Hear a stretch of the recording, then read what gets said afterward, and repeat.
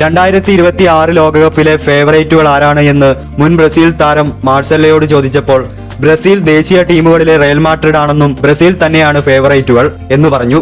Brazil കഴിഞ്ഞാൽ ഏറ്റവും സാധ്യത സ്പെയിനും ഫ്രാൻസിനുമാണെന്ന് മാർസെലോ പറഞ്ഞു.